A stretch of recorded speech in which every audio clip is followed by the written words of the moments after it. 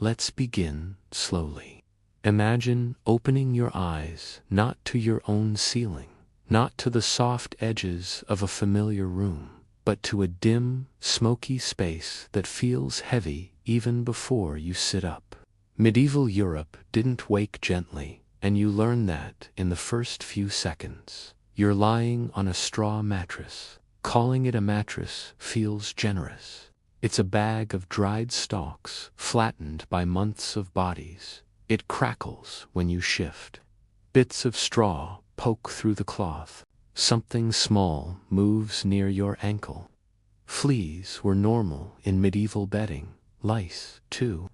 People changed straw only a few times a year, so the insects simply lived alongside them. The blanket over you is rough wool, thick enough to trap whatever warmth exists, but so coarse it scratches your skin. Medieval wool wasn't finely processed.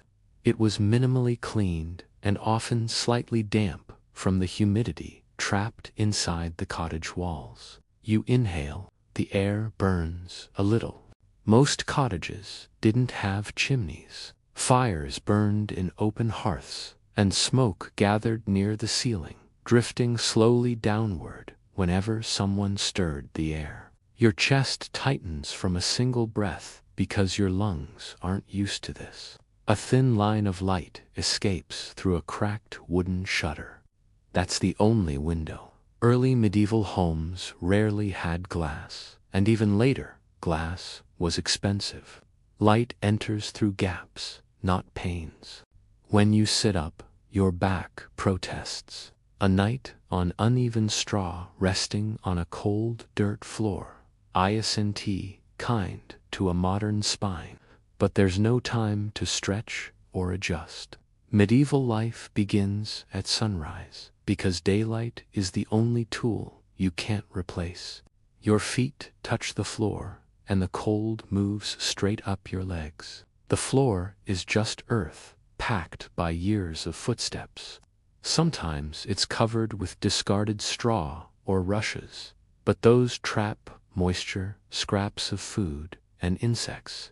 Today, the ground is bare. You feel every bump.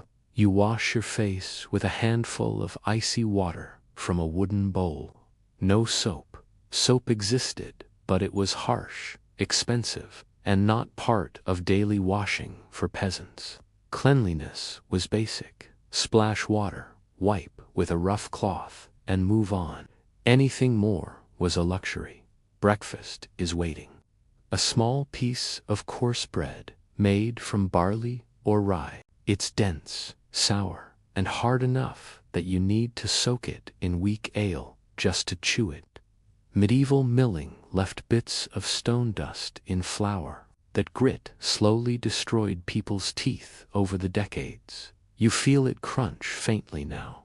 Water isn't served. No one trusts it. Wells can be contaminated. Streams carry waste from the village upstream. So you drink aloe alcohol, boiled during brewing, and safer than water.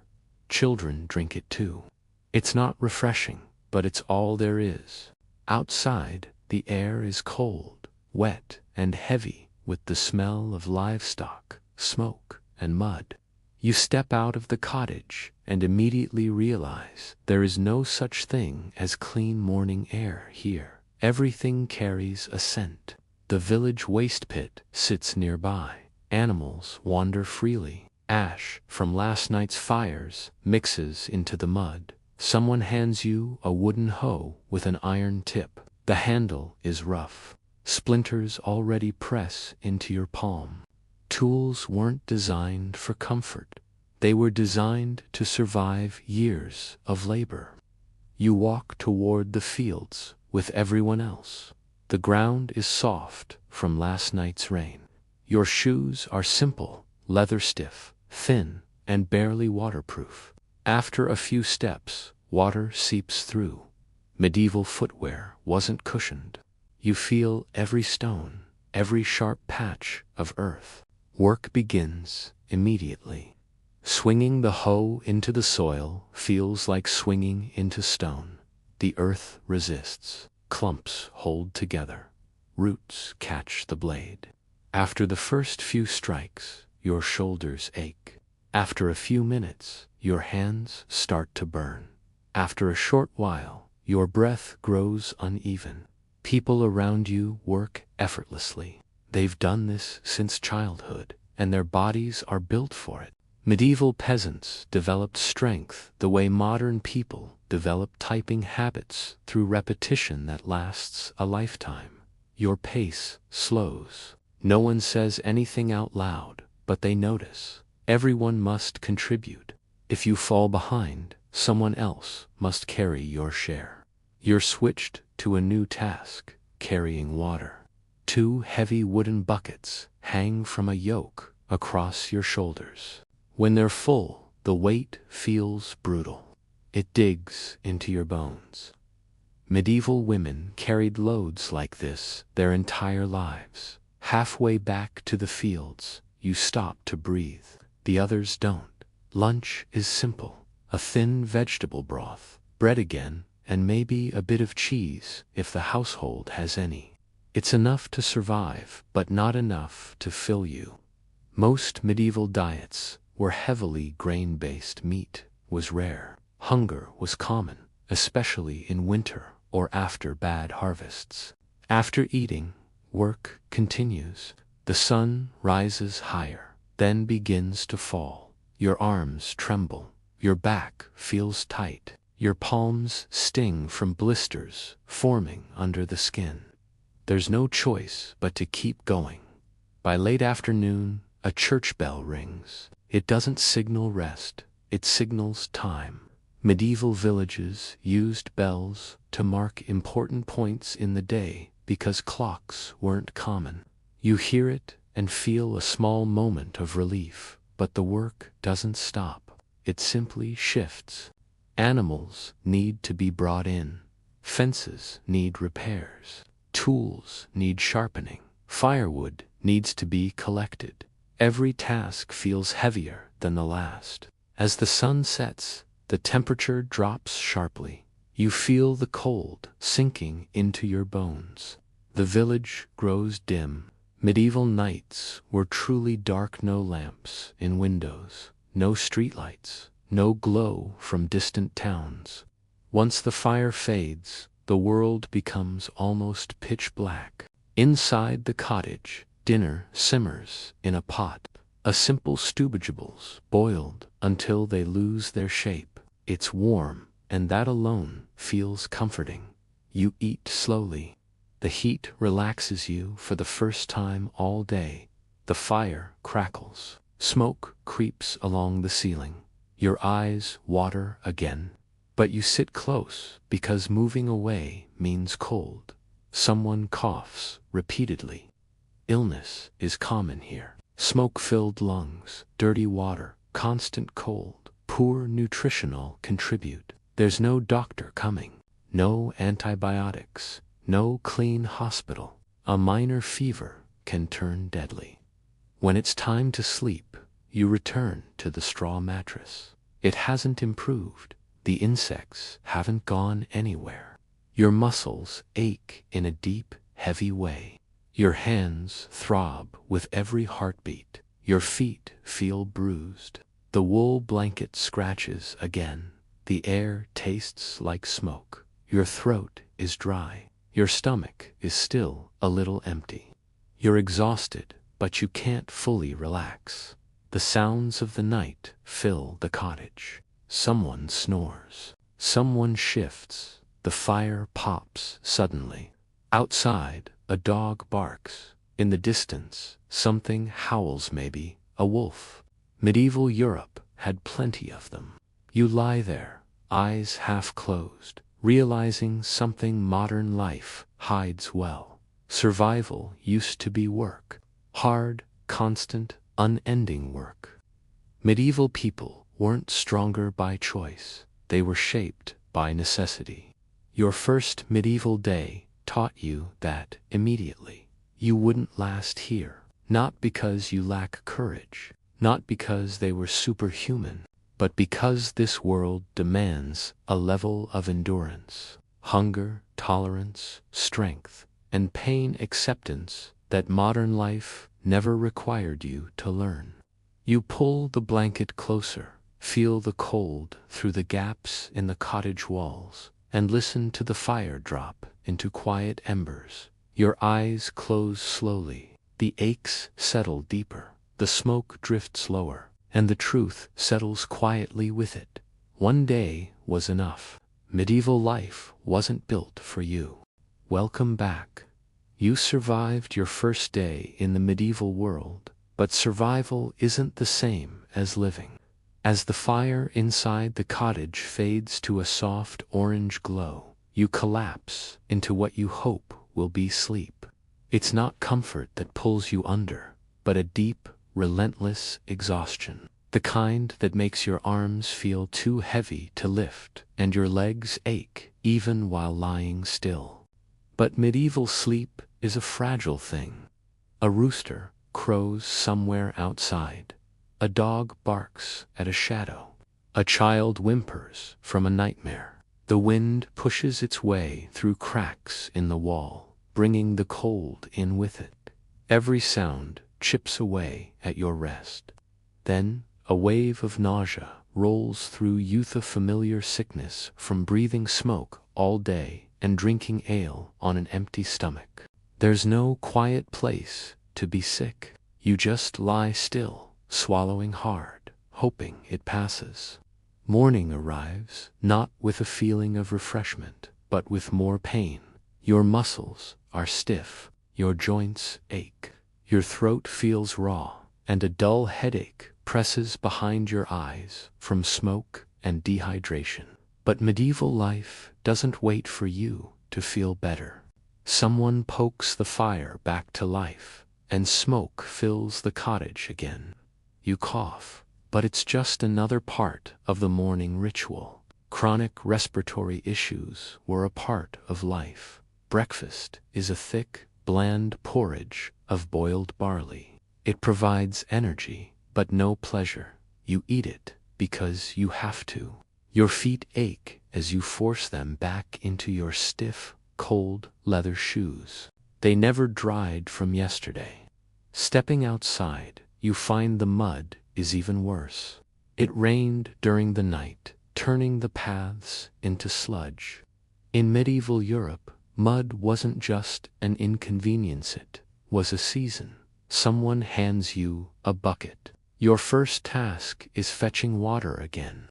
The well is far, the path is slippery, and the bucket is heavy. You walk carefully, but your foot slips, twisting your ankle just enough to send a sharp pain up your leg. It's not enough to stop you, but it's a terrifying reminder. There's no modern medicine here. A twisted ankle could mean weeks of lost work. A broken bone could mean death. At the well, you wait in a small line. Everyone needs water. As you haul the heavy bucket up, the rope scrapes your palms raw and your shoulders burn. You carry 2 buckets back with a wooden yoke, the pressure digging into yesterday's bruises. Your legs tremble by the time you return. There's no rest. You're handed another task immediately, repairing a fence. The wood is rough and splintered. The tools are crude, a piece of iron attached to a wooden stick for a hammer. Each strike sends a shock through your wrist. As you work, a neighbor calls for help. Their cow is sick. Animals were everything: wealth, food, survival. A sick animal could ruin a family. You help lead the stubborn cow, and the rope jerks violently, scraping your hand. A small cut opens on your palm. It seems like nothing, but here, it's a potential death sentence. Infection wasn't just a risk, it was an expectation. Dirt, manure, and bacteria are everywhere. You wipe your hand on your tunic and keep working. What other choice is there? By late morning, your body is already screaming, but the sun has barely climbed the sky. The day is only beginning. Children run past, not playing, but working, gathering eggs, fetching firewood, Medieval childhood was short. Near the cottage, women knead dough, their hands moving in a practiced rhythm, flour coating their clothes and hair. Work and conversation blend together. There is no separation. Suddenly, shouting erupts from the road. Two men are dragging a thief toward the village center. Stealing food was a serious crime. The punishment won't be a warning. It will be public and brutal, the stocks, a beating, or worse. The entire village gathers to watch. This is how law was enforced. You stand among them, your heart pounding, sickened by the harshness. But for them, it's a necessary lesson to keep everyone else in line. At midday, you eat a small lunch of bread and an onion. Your stomach is rumbling again within minutes. Then it's back to work, carrying heavy, jagged stones from one side of a field to another. You lift one wrong, and a sharp pain shoots through your lower back. The others keep going, their bodies conditioned for this life. Yours feels like it's falling apart. The afternoon drags on. Without clocks, every hour stretches into an eternity of labor. By the time the sun begins to set, your arms feel useless, your back is a tight knot, and your throat burns from dust and thirst. But there's still more to do. You gather the animals, haul more wood for the fire, and secure the tools for the night. Stepping back into the cottage, the heat from the fire feels almost painful against your chilled skin. Dinner is another stew with the same ingredients as yesterday. Food variety was a luxury few could afford. You eat in near silence, too exhausted to speak. Night falls, bringing total darkness. As the wind howls through the cracks in the walls, you realize medieval people weren't just tough, they lived on the absolute edge of survival. Every single day, you crawl back onto your straw bed. The insects crawl, your muscles throb, and the smoke settles low and heavy. And as you drift off, one thought settles deeper than the cold. You wouldn't last another day here, not even with your best effort. Thanks for watching. If you found this journey into the past eye-opening, be sure to like and subscribe for more. See you next time. When morning returns, it doesn't feel like a new beginning. It feels like you never actually rested.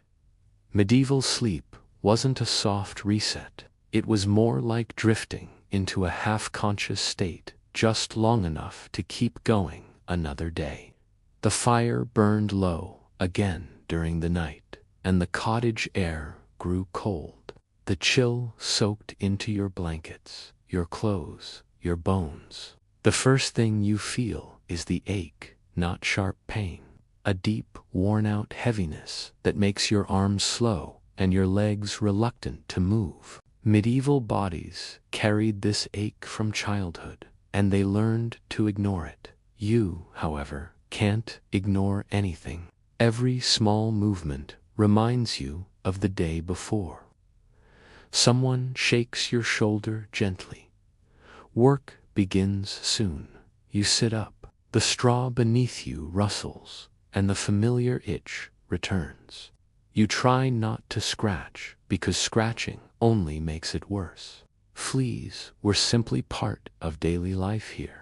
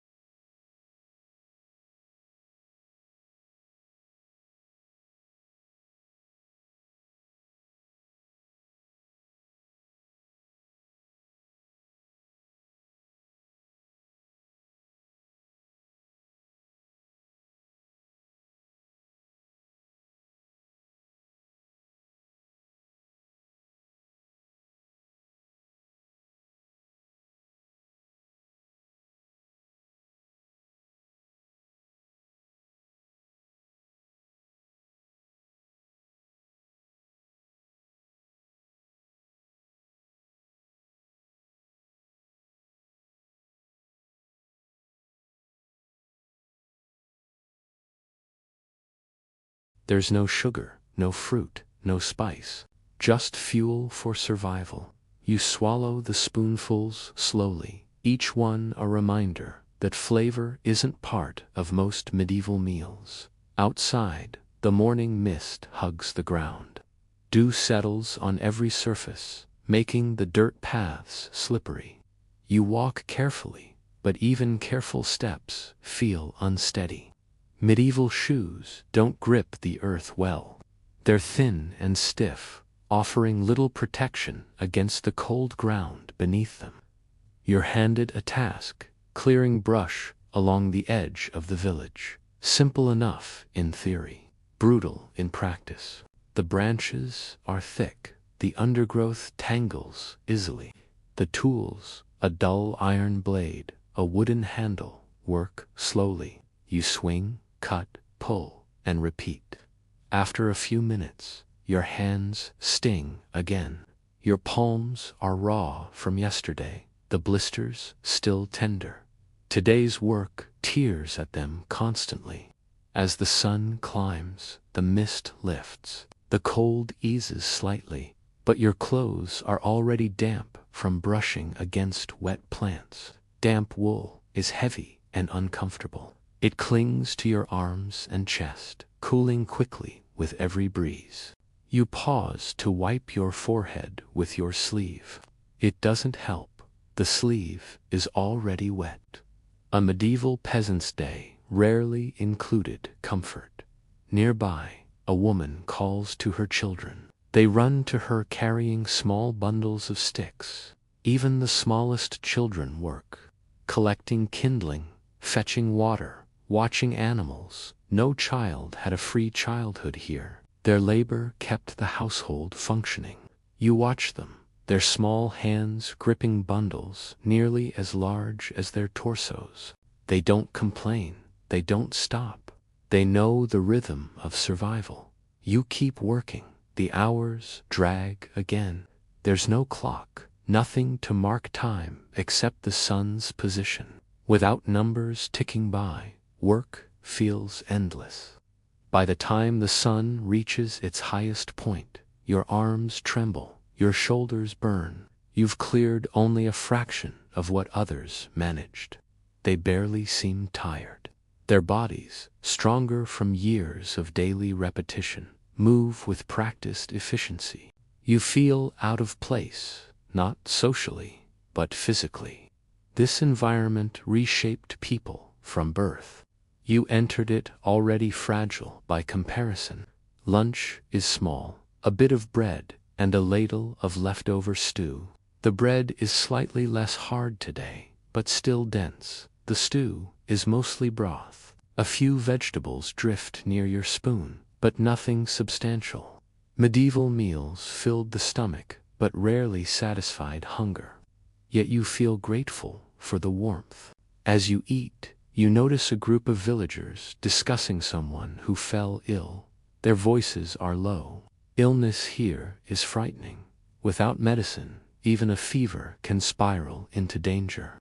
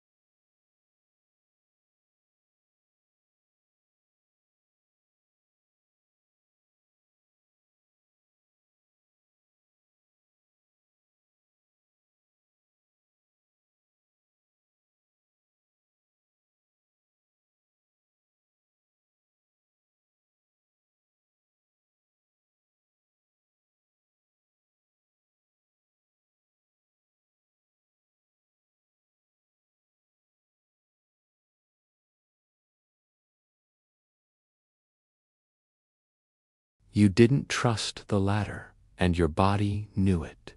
Work continues, with barely any rest. Clearing fallen branches after a windstorm, carrying sacks of grain to a storage shed, helping patch a fence. Everything is physical. Everything pulls at your joints and muscles. By late afternoon, the sky turns orange. You're exhausted long before the day ends. Your hands throb. Your back feels like a tight knot. Your clothes stick to your skin with sweat and dampness. You take a deep breath, and it smells like wood smoke, mud, animals, and fatigue. The church bell rings again, a dull, heavy sound that echoes across the village. People begin to return home. Even though you've been working for hours, the day isn't done. You help bring the animals into secure enclosures. Chickens into wooden coops, goats into small pens, a cow into a wooden stall. Animals were the most valuable property most peasants owned. Losing one could ruin a family. Inside the cottage, the fire crackles as someone adds fresh wood. The warmth feels almost painful at first. Your cold, stiff fingers tingle with returning heat. Dinner cooks slowly, another vegetable stew. You're so tired you barely taste it. Children sit near the fire, rubbing their hands together. Adults speak quietly, voices steady and worn. Someone tells a simple story from memory. Oral storytelling was the medieval version of entertainment. No books for peasants, no literacy for most, no distraction but each other. When the meal ends, you help clean the wooden bowls, using sand and water. Soap is a luxury, not for daily use. Scrubbing is slow. The rough sand grinds into your skin, making your fingers burn. Night falls completely. Outside, the darkness is absolute. No faint street glow, no scattered lanterns, nothing but blackness. You hear distant noises, the creaking of trees, the howl of an animal, the wind dragging across the fields. Medieval people respected the night. They feared it, too. Inside, you settle back onto the straw mattress. There isn't one. Every position presses against a sore muscle or a bruised spot. Your hands pulse. Your feet ache. Your throat feels tight from another full day of smoke and cold air. The fire dims again. Shadows shift across the walls. Someone snores loudly. Someone else shifts. The floor creaks. And as your body sinks into uneasy sleep, the truth becomes stronger than before. This world doesn't just challenge you. It wears you down, quietly, constantly. Completely, and another day just like this one waits for you in the morning. Morning comes again, but it doesn't arrive gently. It pulls you from sleep, the way cold hands pull a blanket away. You didn't rest well. Your dreams were shallow. The aches you carried into the night are still with you, if not worse. Medieval life didn't reset your body overnight. It simply paused the discomfort until daylight forced you back into motion. Your eyes open to dim gray light leaking through the cracks in the shutter. The embers in the hearth are nearly dead, a faint orange glow buried beneath ash. The air is cold enough that you see your breath. Your nose tingles from the chill. Your fingers are stiff as you push yourself upright. The straw mattress rustles loudly. Small insects scatter. You can feel bites on your ankles and wrists. Medieval people lived with this without thinking twice. You, however, feel every itch like a small warning, but there's no way to fix it. The mattress won't be replaced. The blanket won't be washed properly. You simply have to accept it. Someone beside you coughs heavily. A rough, rattling sound that suggests a chest infection. Illness in medieval Europe wasn't a brief inconvenience. It was a danger. There are no antibiotics here, no hospitals, no reliable medicine. People rely on herbs, rest, prayers, and luck. That's all. You stand slowly. Your muscles feel like ropes pulled too tight. Your back aches sharply when you straighten. Your hands are still swollen from yesterday's work. Your palms burn when you flex your fingers. The cold stings every exposed part of you. Before anything else, the fire must be revived. You crouch down, blow gently on the embers, and watch smoke rise. Every breath of smoke makes your throat tighten. Your eyes water, but you keep blowing until the flame returns. Without the fire, the cottage can't function. Breakfast is barley porridge again, warm but bland. You swallow spoonfuls because you need the energy, not because you enjoy it. You miss the feeling of flavor, of choosing food rather than accepting what's available. Here, food isn't an experience, it's survival. Outside, the village is waking. You hear the cluck of chickens, the low murmur of people greeting each other, the faint bleating of goats. The smell of smoke hangs over everything. Today's work is different. You re-asked to help in the grain store, a simple wooden structure raised slightly off the ground to keep rats out. You lift a sack of grain. The weight surprises you. Grain is heavy, compact, and unyielding. Your arms strain immediately.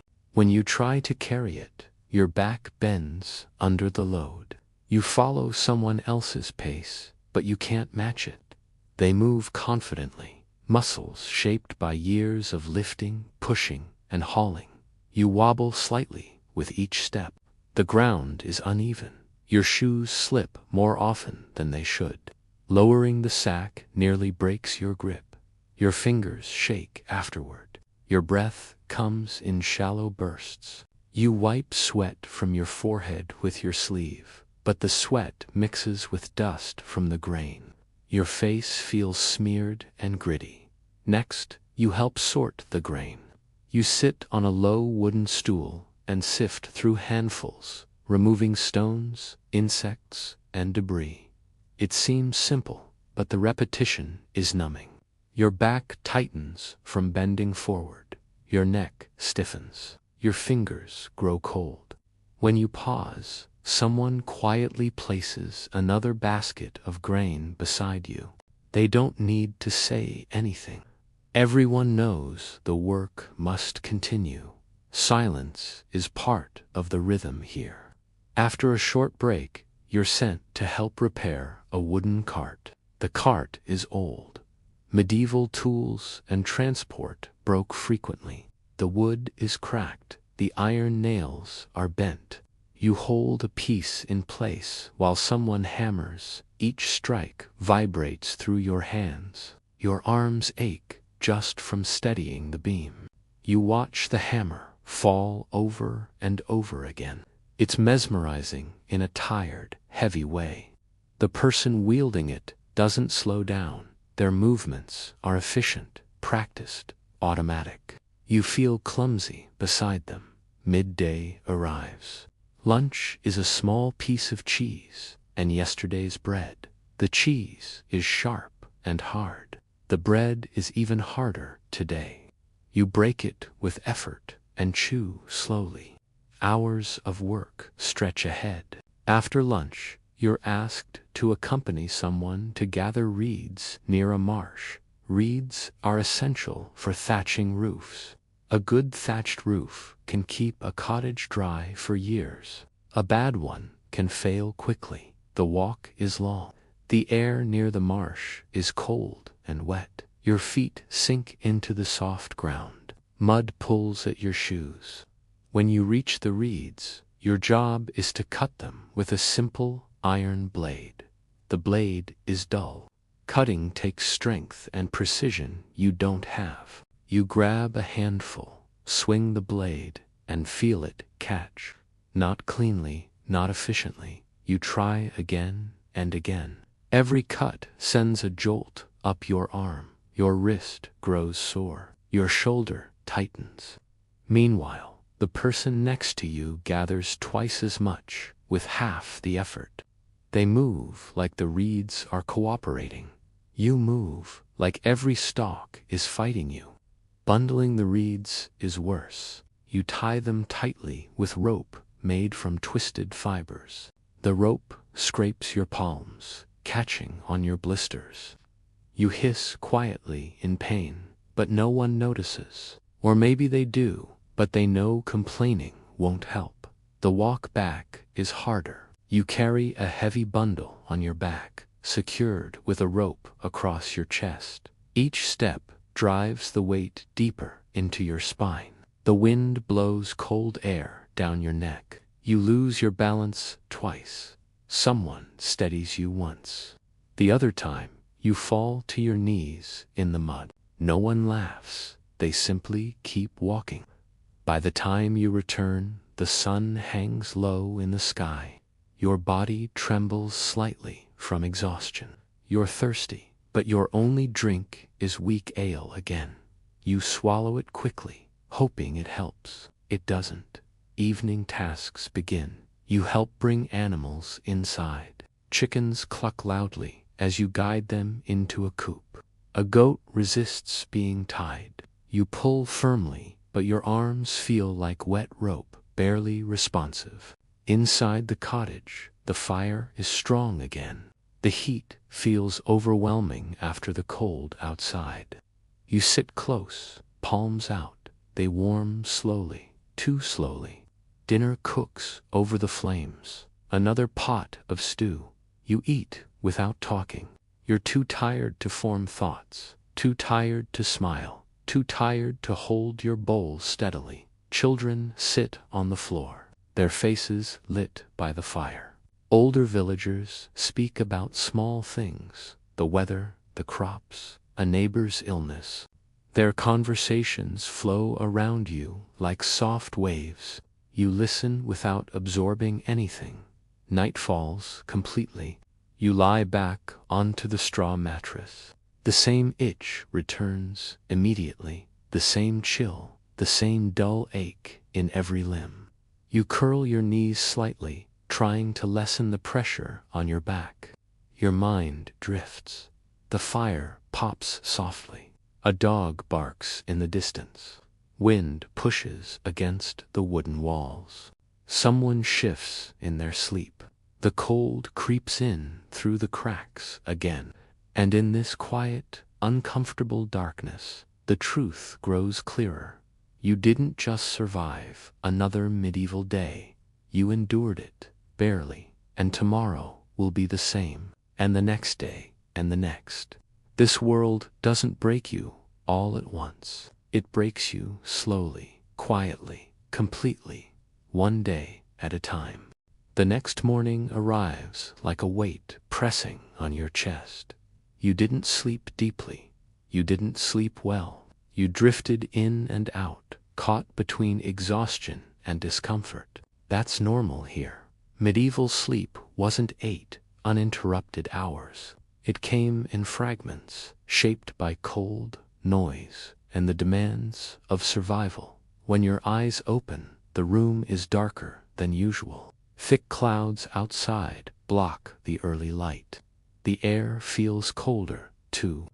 Your breath forms a faint mist. You pull the wool blanket tighter, but it only traps the cold instead of warming you.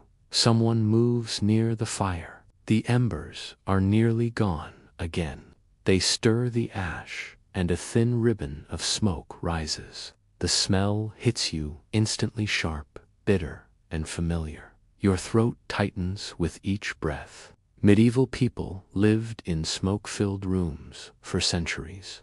Their lungs adapted. Yours haven't. Breakfast is simpler today.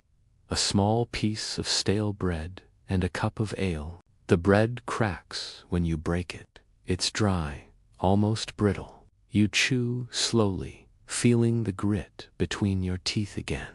There's no fresh produce, no sugar, no comfort food.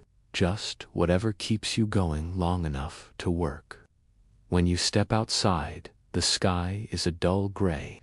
A drizzle falls thin, cold rain that soaks into your clothes without making a sound. Medieval wool absorbs moisture slowly, trapping it for hours. You already feel the wetness pressing against your shoulders. Today's work is gathering firewood from the forest edge. It sounds manageable, even peaceful, but medieval forests weren't pleasant parks. They were dense, uneven, shadowed places where footing was treacherous and every branch fought against you.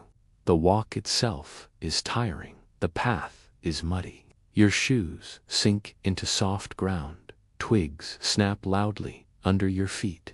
The drizzle settles onto your hair, dripping down your neck. By the time you reach the tree line, you're already cold. You're handed a simple hatchet. The blade isn't very sharp. The handle is rough. You swing it against a fallen branch, and it barely chips the wood. You swing again, harder. Your wrists sting instantly. The impact jolts your entire arm. But there's no other way to do it.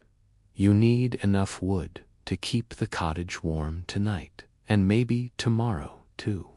You keep chopping, slowly, awkwardly. Each piece of wood takes much longer than expected. Your breath grows ragged. Your hands shake. The cold air settles deeper into your muscles. Nearby, another villager works efficiently. Their hatchet moves with a steady rhythm. They gather twice as much wood in half the time. They were shaped by this life. You were not. Once you've collected a small pile, you tie it with rope and lift it onto your back. The weight feels overwhelming. The rope digs into your shoulders. The wood shifts with every step, threatening to slide off. You brace yourself and start walking back. Halfway to the village, your legs begin to shake. The mud pulls at your shoes. You slip once, catch yourself, then slip again. Your knee hits the ground. The cold mud spreads instantly through the fabric. You stand slowly, struggling to lift the wood again. By the time you return to the cottage, you're soaked, shivering, and out of breath. You place the wood near the hearth, and someone gives you another task. There's no rest here. There's no waiting for comfort. You move from one difficulty to the next without pause. This time, you help mend a stone wall near the animal pen. The work is simple.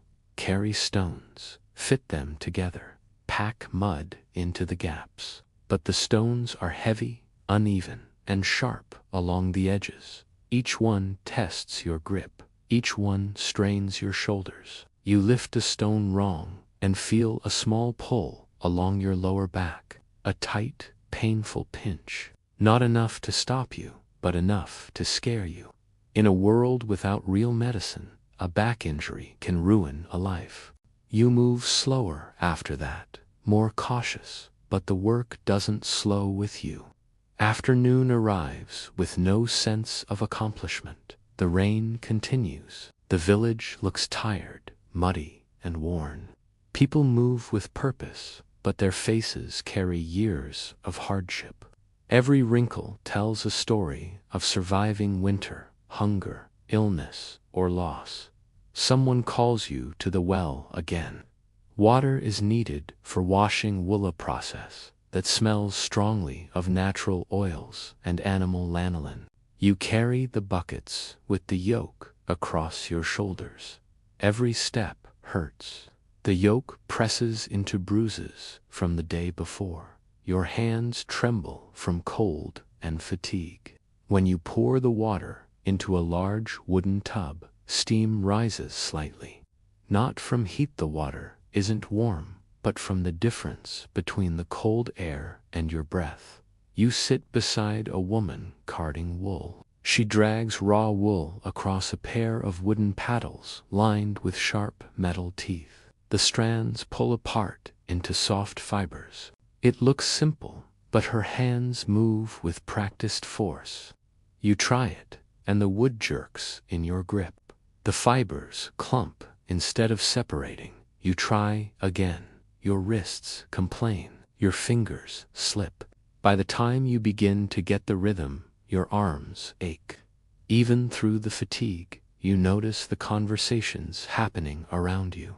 People talk about who fell ill during the last winter, who lost a cow, who might have enough food to last until spring. Medieval life revolved around scarcity. Even small misfortunes shaped entire seasons. When the rain finally stops, it's already late afternoon. The ground is slick. The sky hangs low and heavy. You feel the wetness in your clothes deepening, sinking into your skin. The cold makes you clumsy. You're asked to help gather the animals again. Chickens scatter in every direction. A goat refuses to move, pulling against the rope with surprising strength. You tug, but your arms feel weak. Someone else takes the rope from you and handles it easily. You feel small in comparison. Back inside the cottage, the heat from the fire fills the room once again. Your wet clothes begin to steam faintly. The warmth feels like a blessing. Your bones feel hollow from the cold. You sit close, letting the fire dry your sleeves and hair. Dinner is simple. Pottage, thick mixture of vegetables, grains, and herbs. It's warm. That alone makes it taste better than anything else you've had all day. You eat slowly, letting your body absorb the comfort while you can. After the meal, everyone sits around the fire. Some repair clothing, some talk quietly. A child falls asleep, leaning against an older sibling. The glow from the fire paints everyone in soft orange. The shadows stretch across the walls like living things. You feel your head grow heavy. Your mind drifts, not from peaceful relaxation, but from pure exhaustion. Each blink lasts longer. Each breath feels deeper. And then someone opens the door. Cold night air floods in. The fire shivers. A gust of wind extinguishes half the flames. Someone curses softly and closes the door quickly, but the damage is done. Smoke shifts through the room. The temperature drops noticeably. You help rebuild the fire again. You kneel, blow gently, and watch new flames rise. Your breath shakes from fatigue, but you keep going. You've learned, slowly, that stopping isn't an option here. When you finally lie down, the mattress feels harder than ever. Every bite, every bruise, every blister flares alive. You curl up, clutching the blanket tight. The cold creeps under it anyway. You hear the wind outside. You hear the animals shifting. You hear someone coughing in their sleep, deep, rough, frightening. And that S when the truth settles deeper than the ache in your bones. Medieval Europe didn't tea simply make life difficult. It made survival uncertain. Every day, every season, every breath inside a smoky room. You survived another day, but barely. And the medieval world isn't done with you yet. The next day begins before you're ready for it. Not with a gentle sunrise, not with warmth creeping across a comfortable room, but with the quiet, unmistakable sound of someone moving around the hearth. It's still dark outside. The cold presses into the cottage like a living thing.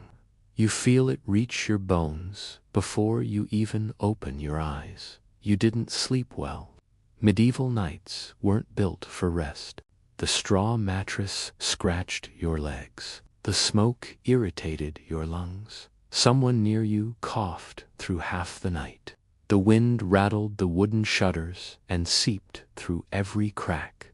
You woke up several times without knowing why, and yet the day has already begun. You sit up slowly, Your joints resist, your back throbs, your legs feel heavy as if they spent the night working instead of resting. The air is icy, sharp enough that you hesitate before moving the blanket. When you finally push it off, a fresh wave of cold runs over your chest and arms. The fire has almost died. A faint glow hides in the ashes. Someone is already trying to coax it back to life. They blow carefully, adding thin twigs and bits of dry grass. Smoke rises, drifting into the room before settling low. You cough immediately. It still surprises you how harsh it feels every morning, even after days of breathing it. Breakfast is barely a meal today. A heel of bread and a bit of yesterday's stew. You chew slowly, jaw stiff, throat dry. It's enough to keep you moving, but not enough to feel full. Hunger is normal here, not starvation, just the steady, dull reminder that food is precious and never guaranteed. Today the village has a new problem. During the night, a strong wind came through. A small storage shed lost part of its thatched roof. It's your job to help repair it.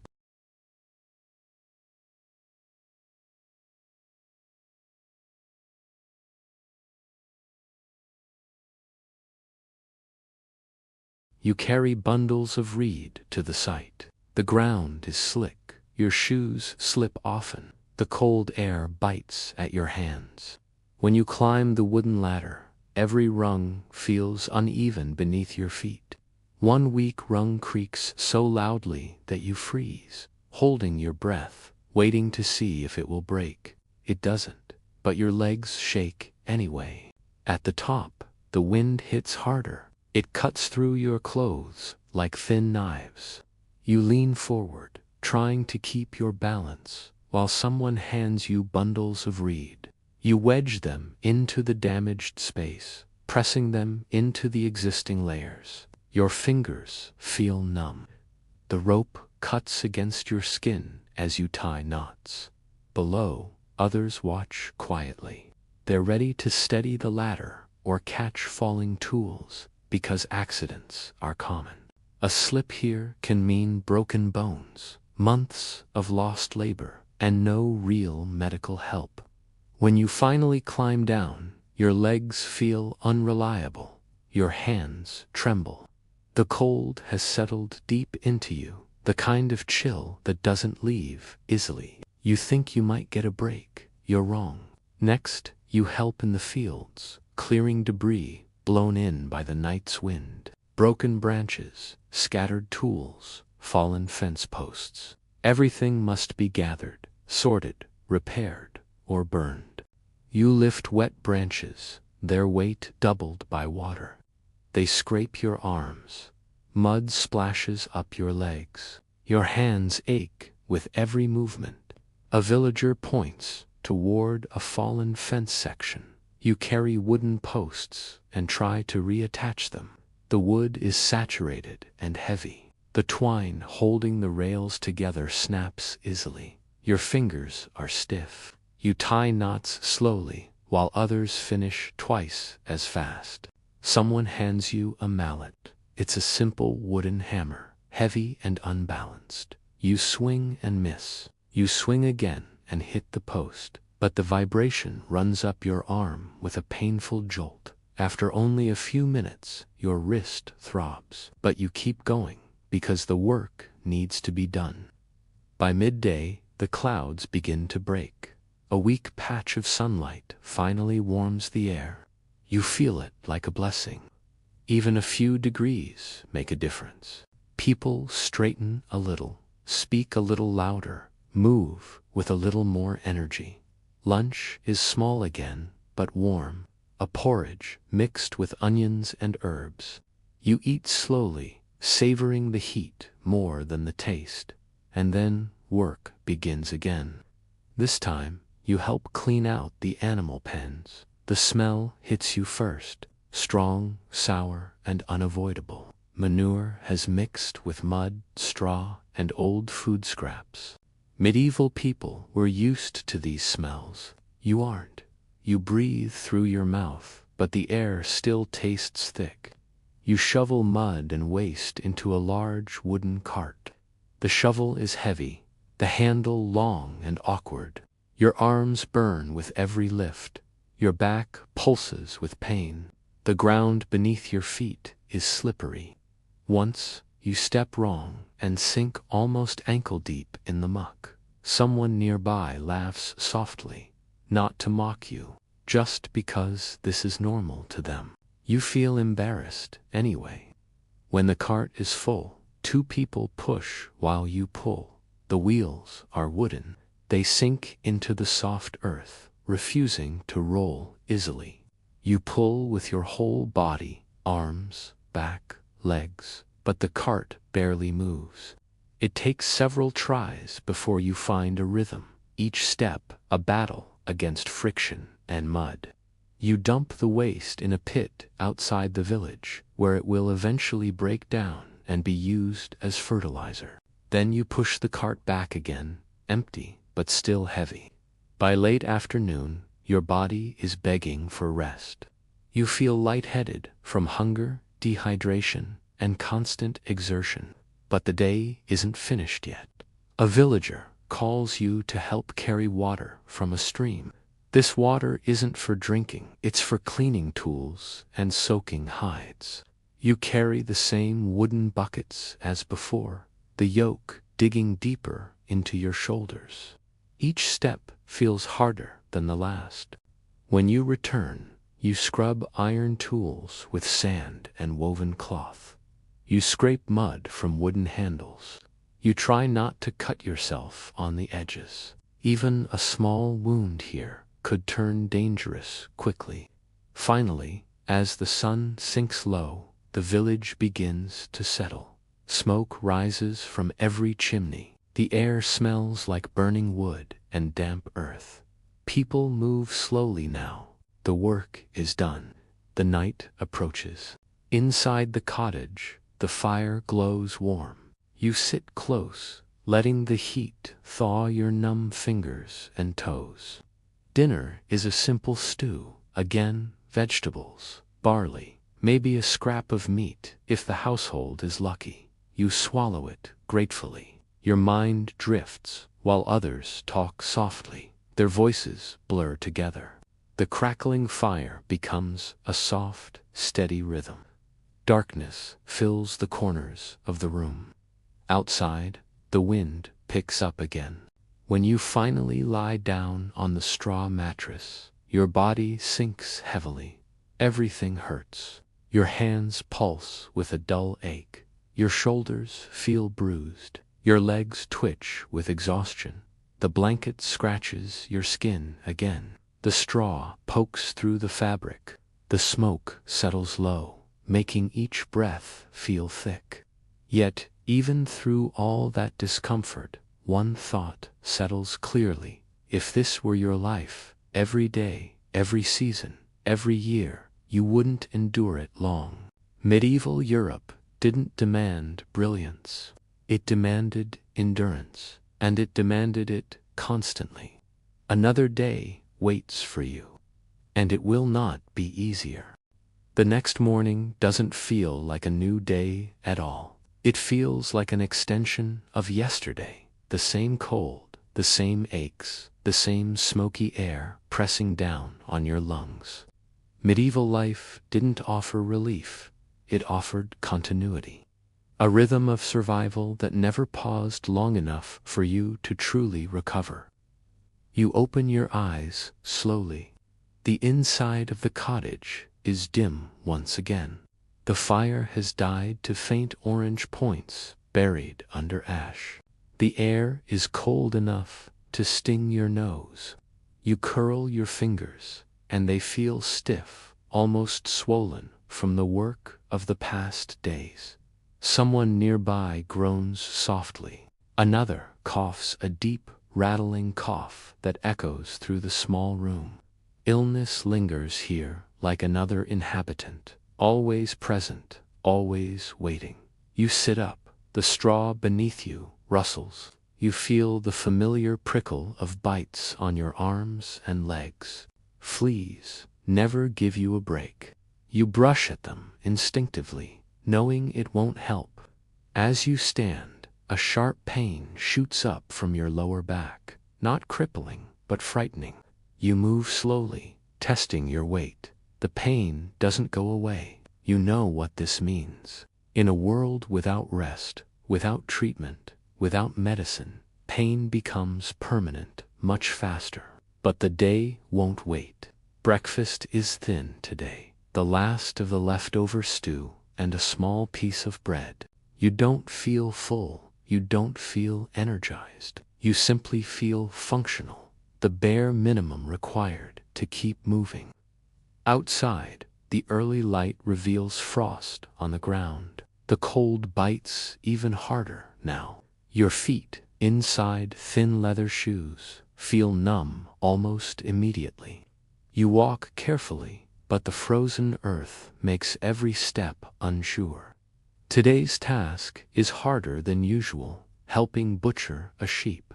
Livestock were valuable in medieval Europe. Nothing was wasted. Every part, meat, fat, skin, organs, had a purpose. But the work itself is cold, bloody, and physically demanding.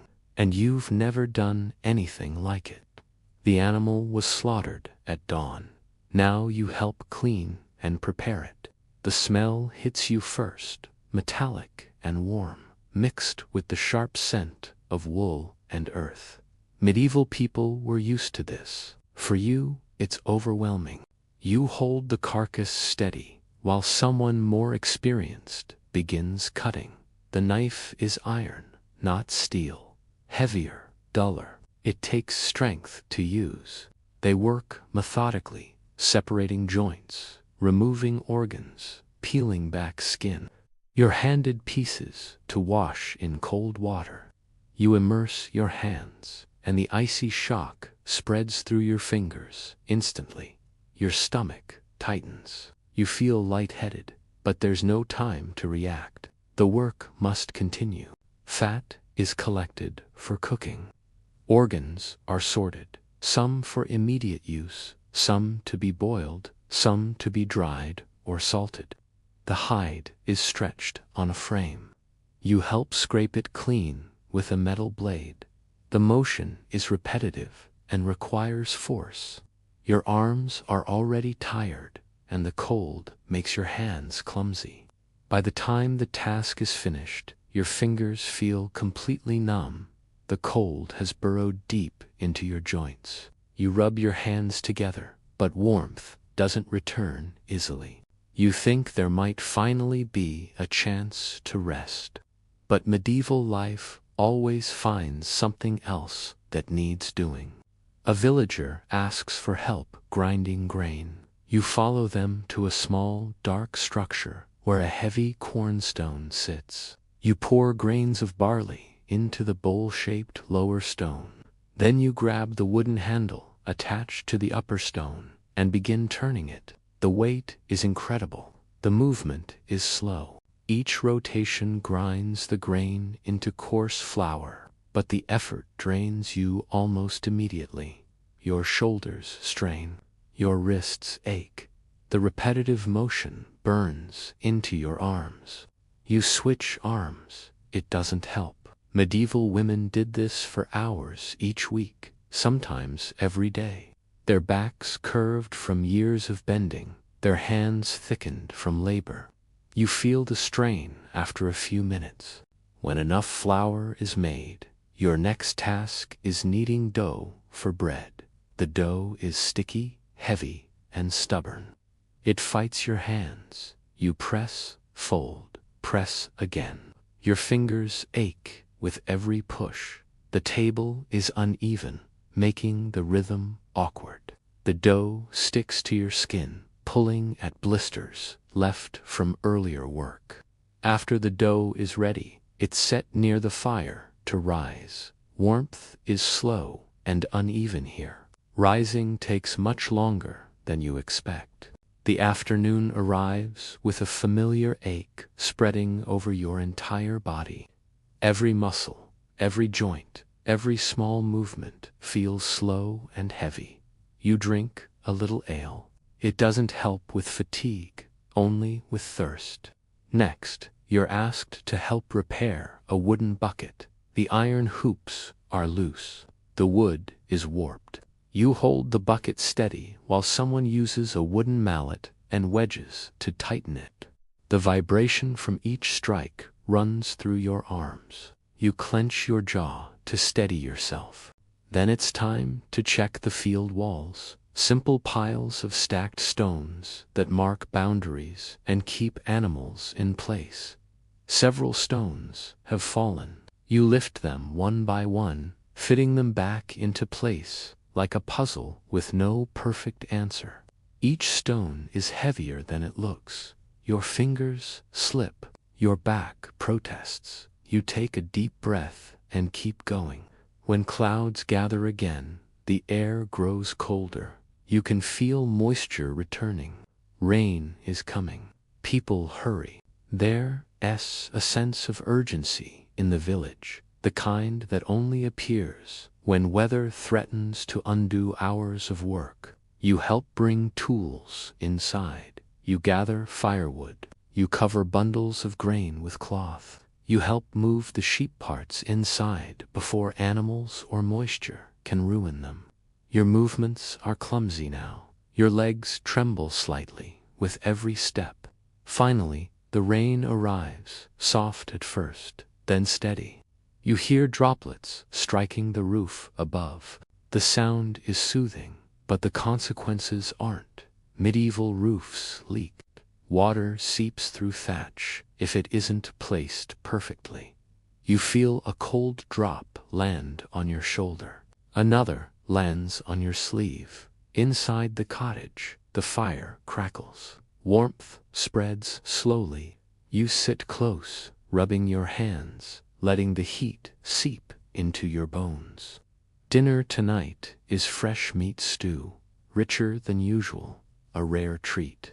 The warmth fills your stomach, but your fatigue smothers your appetite.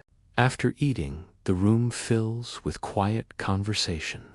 Someone mends a torn tunic. Someone scrapes the hide you helped prepare earlier. Children sit close to the fire, deep shadows forming under their eyes. Life here is exhausting for them too. You lean back slightly, feeling firelight flicker across your face. The heat relaxes your muscles for the first time all day. Your eyelids grow heavy. The sound of rain against the roof becomes a constant hum. But before you sleep, you notice the small leaks in the walls, cold air drifting in through cracks. You know your night won't be warm. You know the mattress will itch. You know your back will ache worse tomorrow. And yet the fire keeps glowing, casting its orange reflections across the room. Villagers settle into their usual sleeping places. The wind pushes against the walls. The flames dance low. The world outside grows dark and silent. As you lie down, the straw rustles beneath you. You curl up tightly, trying to trap what warmth you can. Your final thought before sleep is simple, undeniable, and heavier than anything you lifted today. No modern strength prepares you for this. Not the cold, not the hunger, not the labor, not the constant uncertainty. In medieval Europe, survival wasn't just hard, it was a daily negotiation with exhaustion itself.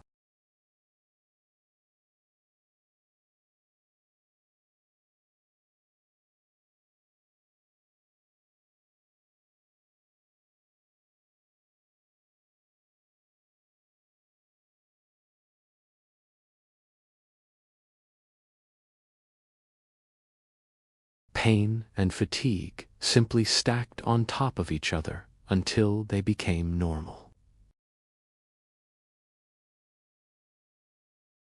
The smell of smoke clings to it, sharp, acrid, and constant.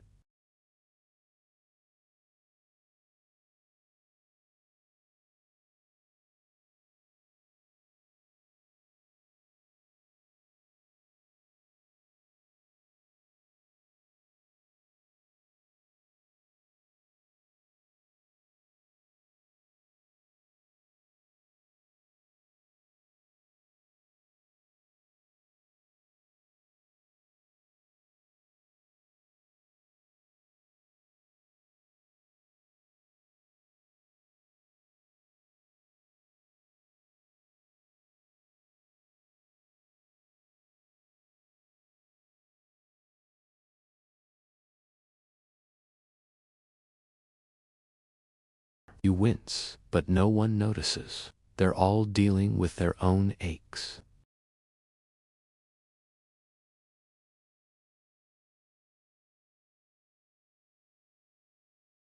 You eat slowly. Each bite feels warm going down, but it doesn't feel like enough. It never is. Hunger is becoming a permanent companion. Outside, the frost hasn't melted yet. The ground crunches under your feet. Your shoes offer little protection, and the cold reaches your toes almost immediately.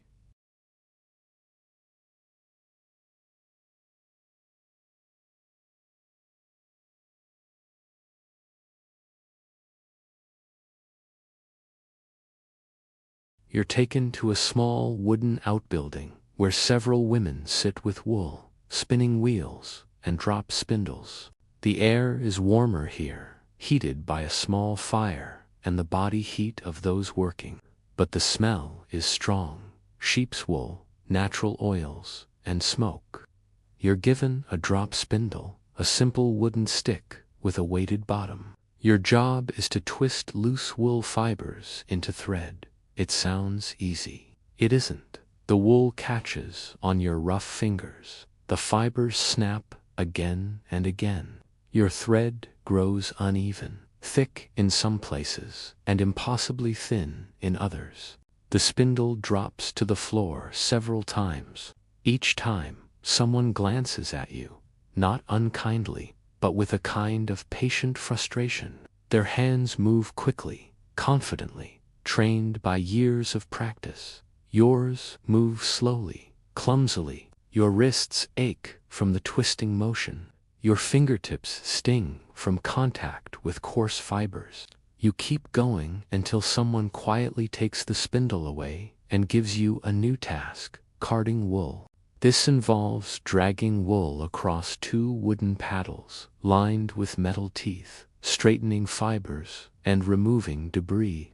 This is harder than it looks. The paddles are heavy. The motion is repetitive and requires force.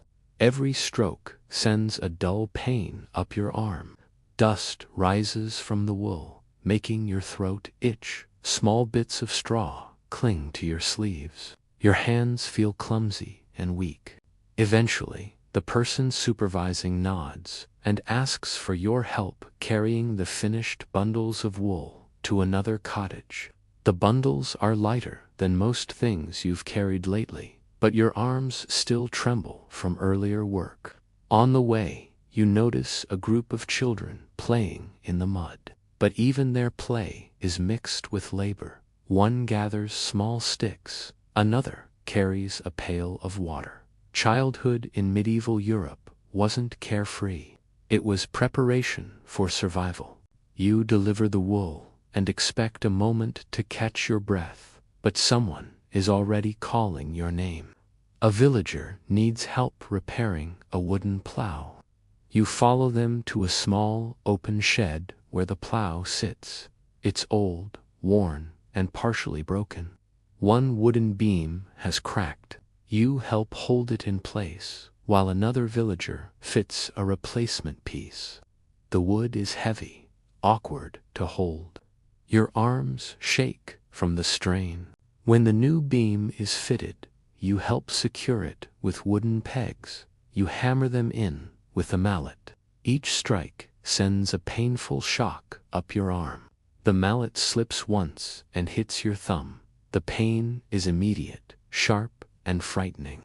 You swallow the urge to curse. There's no time to rest the injury. No one even comments on it. By midday, the sun is higher, but the air still feels cold. Your stomach growls loudly. Lunch is a small slice of boiled turnip and a crust of bread. You eat it quickly, trying not to think about hunger. After lunch, you join a group heading to the riverbank. This task is dangerous, though no one describes it that way. Your job is to collect river stones for building and repairs. You step carefully along the muddy bank, the water icy and fast-moving. The stones are slippery. Some are covered in algae. Your fingers ache when you lift them. A villager slips, almost falling into the river. They catch themselves at the last second. You realize how easy it would be to get injured here, and how unlikely it would be to survive a serious fall. You carry stones back up the bank one by one, your legs shaking with each climb. The cold from the river water spreads into your bones. Your hands feel raw from gripping rough surfaces. By the time the stones are gathered, you're exhausted. Back in the village, you re-asked to help spread straw and clean old bedding, the same straw-filled sacks you've been sleeping on. When you untie the first one, insects scatter across the ground. The smell of old sweat, dampness, and stale air fills your nose. You gag slightly, but keep working. You shake out the straw. Dust rises in thick clouds. You cough hard, eyes watering. Medieval bedding wasn't washed, just opened, aired out, restuffed, and reused. You rub your eyes, but your hands are coated in dirt and dust, making the irritation worse. Finally, the bags are refilled and tied shut. Your arms feel heavy as wood. Your back burns with the strain of lifting and bending. The sky turns a dull pink. Smoke rises from cottage chimneys. People move more slowly now. Chickens are guided into their coop. Animals are secured for the night. Tools are brought inside. Inside your cottage, the fire is strong again. Warmth spreads outward in waves. You sit close, letting it seep into your cold skin. Dinner is a simple dish of mashed peas mixed with herbs and a bit of leftover broth. It tastes better than it sounds, mostly because you're starving. Villagers talk quietly. Someone sings softly while mending a pair of shoes. Children fall asleep near the fire. The room glows orange. You lean back, trying not to move too much. Every part of your body throbs. Your fingers, your back, your legs, your shoulders. Eventually, you lie down on the straw mattress again. The familiar itch starts immediately. The wool blanket scratches your neck. Smoke from the dying fire fills the room, drifting low. And as you close your eyes, one thought settles like a stone. Medieval Europe didn't give people time to adjust. You wake before dawn again, not because you're rested, but because someone opens the cottage door and the cold rushes in like a blade. The darkness outside is thick. The air smells of wet wood and ashes.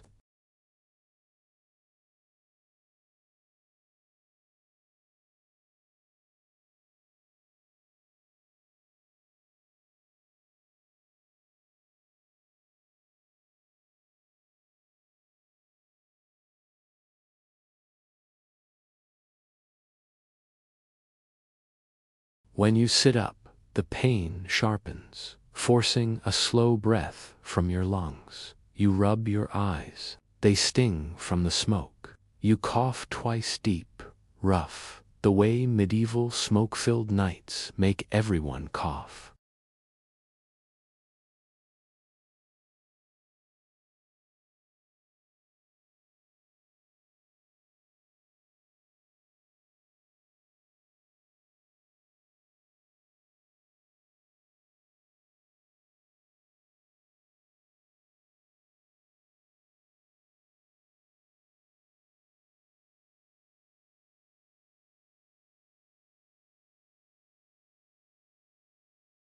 Outside, the first light of morning reveals a world covered in a thin sheet of frost. It glitters faintly on the roofs and fence posts. The cold bites your fingers immediately. Breath turns to mist. You wrap your arms around yourself, but the wool of your clothes is already damp. Today's first task is simple but brutal. Hauling clay. A section of the village oven needs repair. Clay is needed to seal cracks and reinforce the structure. So you walk with 2 others to the clay pit near a shallow stream. The ground is slick with mud. You step carefully, but your shoes still slide. You brace yourself on branches and stones. At the pit, the clay is cold, dense, and heavy. You dig with a wooden shovel. The tool is blunt, worn smooth by years of use. Each scoop demands effort. Your arms shake early. The clay sticks to the shovel. You scrape, scoop, lift, and dump the heavy material into baskets. Soon your fingers are numb. Clay coats your hands. Your sleeves grow damp and heavy from the splatter. You load the baskets, lift them onto your back, and begin the long, slow walk back to the village. The weight doesn't feel manageable. It feels impossible. By the time you reach the oven, your shoulders burn. Your legs feel like they're filled with sand. You lower the basket slowly, praying your back doesn't give out. A villager pats your arm in thanks and hands you a wooden paddle for mixing. The oven is warm. The heat against your cold skin is almost painful. You kneel and help press the clay into cracks, smoothing it with your hands. The clay chills your palms. The oven's heat dries them instantly. The contrast hurts. After that job, you think you might get a small break. But the day has its own plans. A villager needs help preparing the fields for planting winter rye. Tools must be cleared of rust and mud. Fences must be straightened. Weeds must be pulled. You follow them into the fields, where the ground is still hard from frost. You pull weeds with numb fingers. The roots cling stubbornly. You tug until your wrist aches. The cold earth stains your nails. Your knuckles redden. You work until your hands lose sensation, then keep working because everyone else does. When the sun finally climbs higher, a hint of warmth touches the field. It's not enough to thaw you, but enough to remind you the world isn't entirely hostile. A short midday meal follows a small boiled onion and a piece of coarse bread. You eat both quickly. Your stomach feels hollow even afterward. You drink a little ale, just enough to keep dehydration away. In the afternoon, you help gather manure for fertilizer, an essential task for medieval farms. The smell is strong, thick, and unavoidable. You try to breathe through your mouth, but it doesn't help. The air tastes heavy. You lift with a wooden shovel, scrape the ground, load wheelbarrows, and haul them to the fields. Your arms burn. Your lower back screams in protest. Your shoulders tremble. The wheelbarrow's wooden wheel bumps over every stone, jarring your injured thumb again and again. Another villager pushes beside you. They work faster, steadier. You try to match their pace, but you fall behind. Not because you weak, but because this world is built on decades of constant physical work. You're stepping into it midstream. The smell clings to your clothes, your hair, your hands. Next, you're asked to help mend a nearby cottage roof again. Wind damage has loosened several thatch bundles. You climb a ladder that feels too narrow. Your legs shake from fatigue and height combined. The roof is uneven. Every step on the slanted surface feels risky. You hold bundles of dry reed. You wedge them into place, securing them with wooden pegs. The pegs resist. You push with sore fingers. Your hands slip. Your wrists ache. The wind cuts across your face. Someone below steadies the ladder as you move. When you climb down, your heart pounds from effort and fear. Your legs nearly buckle when they touch the ground again. There's still daylight left. and daylight means more work. You're sent to the stream to wash tools. The water is painfully cold. Your fingers sting within seconds. You scrub mud and rust from wooden handles and iron blades. The water splashes onto your clothes, spreading cold patches that cling to your skin. You finish the task with fingers so numb you can barely bend them. Back at the cottage, someone asks for help grinding herbs for simple medicine, not because you're trained, but because every pair of hands matters. The herbs are dried and brittle. You crush them with a small stone mortar. The scent is sharp and earthy, but the process is slow. Your wrists ache from the grinding motion. When evening finally arrives, it feels like a mercy. Inside the cottage, the fire glows warmly. People sit close, letting the heat sink into their bones. Children whisper. Adults mutter about repairs still needed. Someone snips wool into smaller lengths for spinning. Someone else hums softly. Dinner is a mixture of boiled greens and leftover barley, not filling, but warm. You eat slowly, savoring each bite as if it might be the last of the day, because it is. After the meal, the room dims as the fire fades.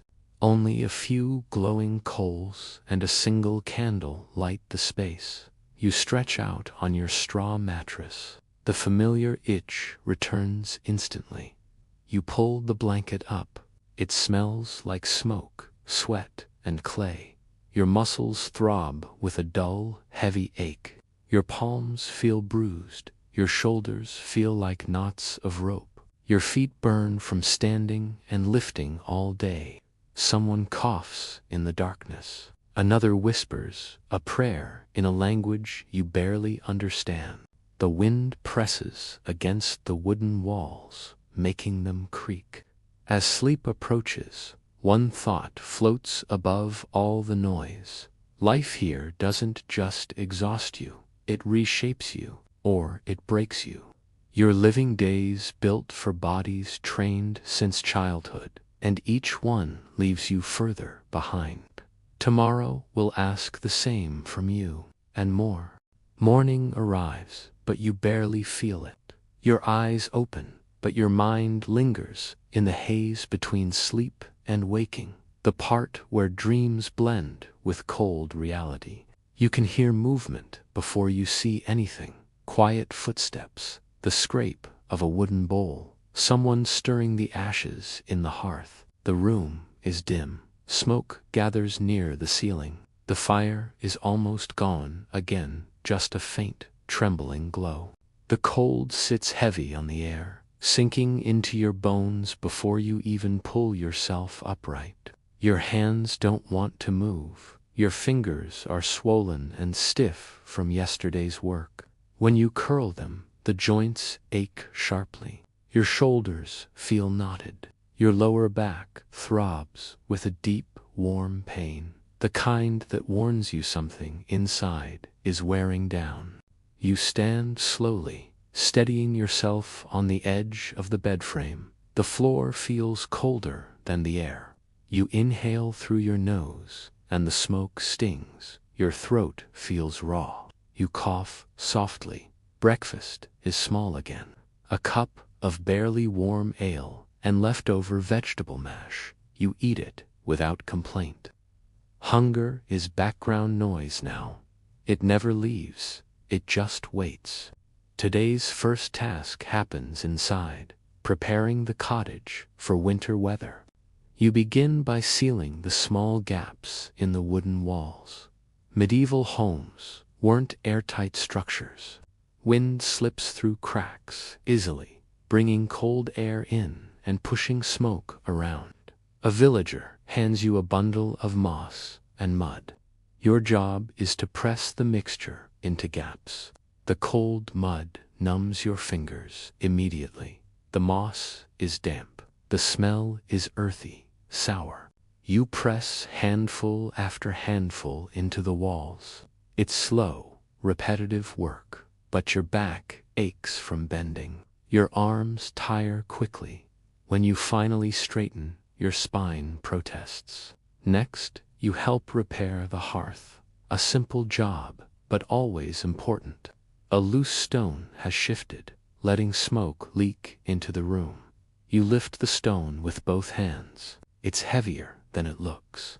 You feel the strain in your elbows. You hold it while someone scrapes and adjusts the surface below. When you set it back down, your arms shake. You barely have time to stretch your fingers before someone calls you outside. A heavy frost covers the village. Every footstep makes a crunching sound. The air feels sharp enough to cut. You exhale clouds of white mist. You follow a group heading toward the woods to gather pine branches. These branches will be used to line floors, cover roofs, and help insulate the animal barns. You walk through cold air that bites your cheeks. The shoes on your feet aren't warm enough. Soon your toes begin to burn from the cold before they go numb again. In the forest, the sound changes. Frosted leaves crack beneath your boots. Birds call in distant, thin cries. The group spreads out. You carry a dull hatchet and begin cutting low branches from fallen trees. The blade sticks. It takes force to free it. You swing again. Your hands sting with each impact. You keep going because stopping means falling behind. A villager works beside you, cutting faster, cleaner. They were raised with this. Their body has adapted. Yours hasn't. You gather armfuls of pine. The needles scratch your skin. Sap sticks to your palms, making them feel coated and tight. The smell is strong but clean, a rare relief from the odor of smoke and labor. By the time you return to the village, your arms feel as though they're hanging by threads. You drop the branches near the barn and rub warmth into your frozen fingers. The relief is temporary. You think lunch might come next. It doesn't. You're asked to help repair a wooden cart that cracked under weight yesterday. The wheel is off. The axle is bent. Tools are simple. Wooden wedges, an iron hammer, rope. You lift the wheel, heavy, awkward, unforgiving. Your fingers slip on the cold spokes. Your wrists ache as you maneuver it. The villager guiding you doesn't speak much. They simply point when they need something. You respond with slow, tired movements. The hammering sends sharp vibrations through your palms. You grit your teeth each time. When the cart is upright again, your arms feel as if they've been hollowed out. At midday, you finally stop to eat. A bowl of boiled barley with a little salt, nothing more. It warms your stomach, but not enough. Hunger remains, a quiet hollow that never fills. The afternoon task takes you to the fields again. Winter rye must be protected.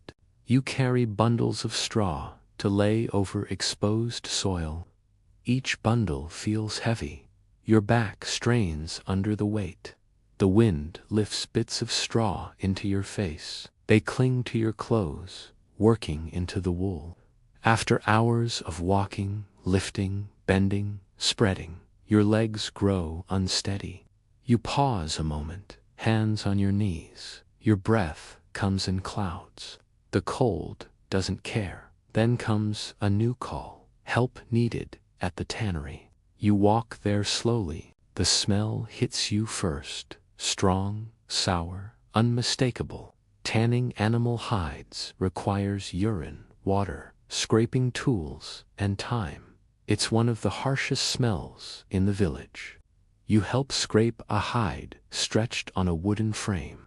The blade you use is dull. You drag it toward you repeatedly. Each pull demanding strength your muscles no longer want to give. Your hands slip. The hide resists. Your shoulders burn. When you're done, the smell clings to your skin, washing won't remove it. It will stay until it fades naturally. Evening approaches slowly, but work does not stop. You help stack pine branches inside the barn. The goats nudge your legs. Their breath is warm in the cold air. You refill troughs with water from the well. The bucket rope rubs your palms raw. Your shoulders ache from lifting. Finally, light fades. Torches glow along the paths between cottages. Smoke rises softly into the cold twilight. Inside the cottage, warmth radiates from the hearth.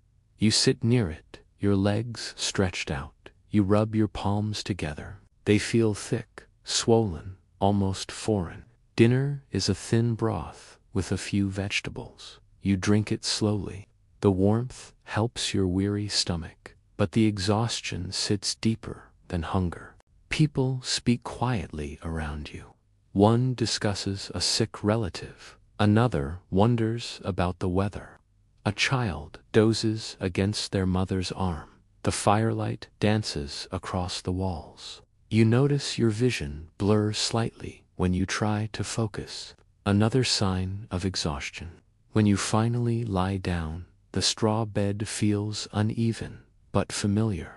Your body sinks into the same pattern of discomfort. Muscles throb, hands tremble, feet buzz with soreness. And as the fire fades to red embers again, you understand something clearly. Modern life never prepared you for this. Not the cold, not the endless labor, not the hunger, not the ache that grows from the inside out. Surviving medieval Europe wasn't heroic, it was relentless. And every day carved a little more from the people who lived it. Tomorrow will begin before you're ready, just like today. The morning doesn't feel like a morning. It feels like a continuation of the night, cold, heavy, and completely unbroken by rest. You open your eyes, but for a moment you stay perfectly still, just trying to gather the strength to even sit up. The fire in the hearth has long since died out. The air in the little cottage feels like it came straight from the frozen ground outside, sharp, damp, and unforgiving. Someone steps over you quietly, careful not to disturb your aching limbs. A pot is placed near the hearth. You hear the familiar sounds of scraping and stirring, the daily ritual of trying to revive a fire that just refuses to cooperate in the cold. A thin line of smoke rises, spreading across the roof beams. Your chest tightens as you breathe it in. When you finally manage to sit up, the pain is immediate. Your back feels stiff, almost swollen in places. Your shoulders burn with a deep, grinding soreness. You look down at your hands. They're puffy, the skin cracked in thin, painful lines. One knuckle is scraped raw. You try to flex your fingers, but the movement sends a sharp pulse of pain right into your palm. Breakfast is the same thin gruel as yesterday, maybe with a few wilted herbs tossed in for flavor. You swallow it because you have to, not because you want to. Hunger has become this quiet, constant companion. It's almost familiar now. Outside, frost still clings to the thatched roofs. The early sky is pale, the color of cold iron. You pull your rough wool cloak tighter and step out onto the frozen ground. Your breath curls in a white cloud in front of you. Today's first task: repairing the village's shared baking oven. Medieval villages often had a communal oven because it was just too expensive and labor-intensive for every family to build their own. And when it needed repair, everyone had to contribute. You walk over to the rounded clay structure. A network of cracks runs all across the outside. The door is slightly warped from the intense heat. Someone hands you a wooden paddle and a basket of mud mixed with straw. The clay feels icy on your fingers. You press the mixture into the cracks, smoothing it over with your palm. The cold mud just steals the heat right from your skin. Little bits of straw poke into your wrist.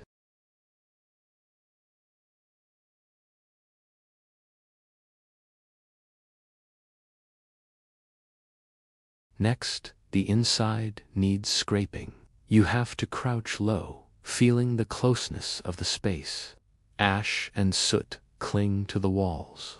You scrape it all away with a flat piece of iron. Soot falls into your hair, onto your clothes, and gets into your eyes. It stings. You blink away tears, trying to keep your hand steady.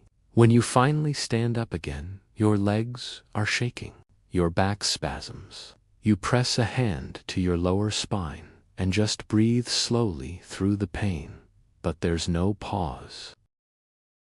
You're immediately sent to help a neighbor whose fence was damaged by frost heave. The ground has shifted, pushing heavy stones out of place.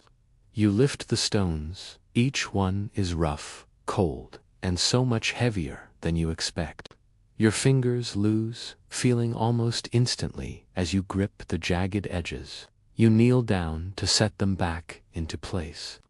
Mud seeps into the fabric at your knees. The cold penetrates right to your bones. You press the stones down, trying to create some stability.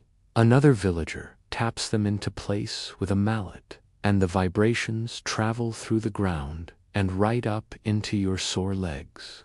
By the time the fence is stable again, your hands are completely numb. You head back to the cottage, hoping for a little warmth, but you're given a new task instead, twisting rope from hemp fibers. You sit inside, legs crossed. The hemp fibers are coarse and scratchy against your skin. You roll the strands between your palms, then twist them together, pulling them tight to form a longer rope. The motion is repetitive and deceptively tiring. The fibers scrape your fingers, leaving faint red lines. Your wrists ache with every single twist. People talk around you, small conversations about the weather, about illness, and about who owes what labor to the manor this week. You listen without joining in. Just concentrating takes effort now. After an hour, you stand up and feel your knees crack. Lunch is simple again: boiled turnip and a bit of cold barley. You eat while standing near the fire, letting the heat slowly reach your fingers. But even the warmth hurts at first, burning into the numbness. The afternoon brings even harder work. You're asked to help thresh grain. Threshing is how they separate the grain from the stalks.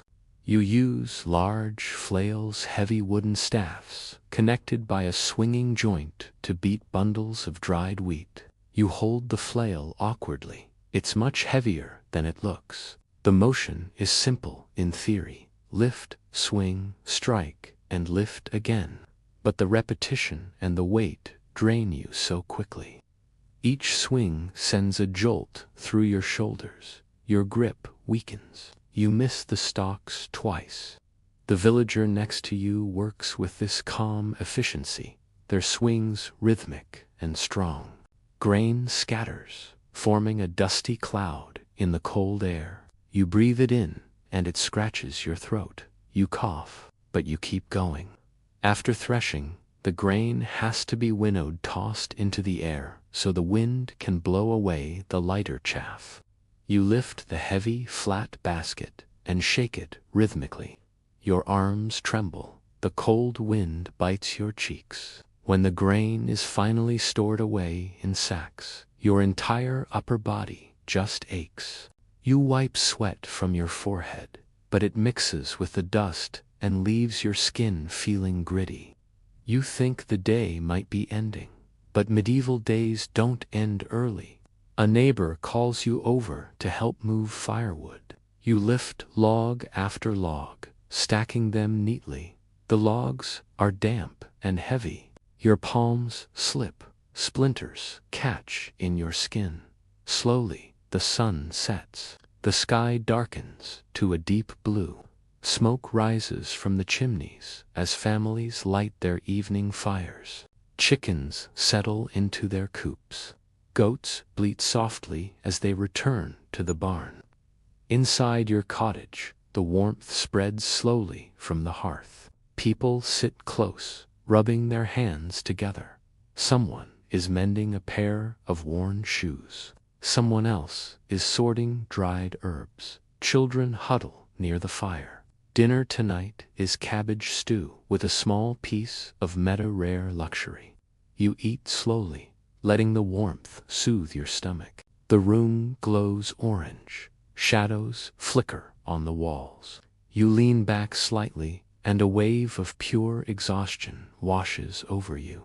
Your hands tremble when you rest them on your knees. Your breath feels shallow. Someone starts telling a story, not a cheerful one, but a memory of a winter long ago when the grain stores ran low. The moral of the story is simple: prepare, endure, and trust the community. You listen without speaking. As the fire dies down, you spread out your straw bedding. The mattress feels lumpy, but familiar. You lie down carefully, easing your aching back onto the straw. The rough blanket scratches your skin, your eyes grow heavy, and then a quiet truth settles over you. You aren't adjusting to this life. You're breaking down, slowly, predictably, inevitably. Medieval life wasn't designed for comfort. It was designed for survival, to endure cold, hunger, and relentless work, but only for those who were raised in it from birth. You're surviving day by day, but the cost grows higher every single time the morning comes. You wake up before the sun, but this time, it's not a sound that pulls you from sleep. It's cold, an unmistakable biting cold that seeps right through your blanket, through the straw mattress, and settles deep into your bones.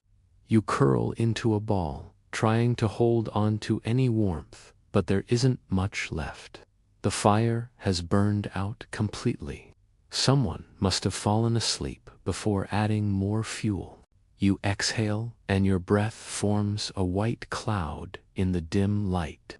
Your fingers feel stiff before you even try to move them. Your lips are dry and cracked from the smoky air.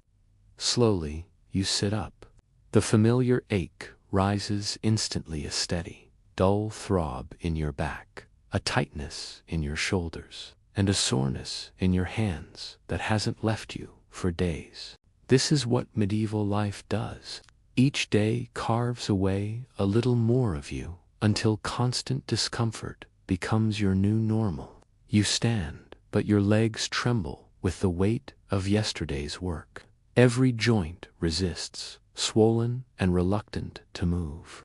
Breakfast today is the bare minimum: a small bowl of warm ale mixed with a few crumbs of stale bread. It's not pleasant, but medieval mornings rarely were.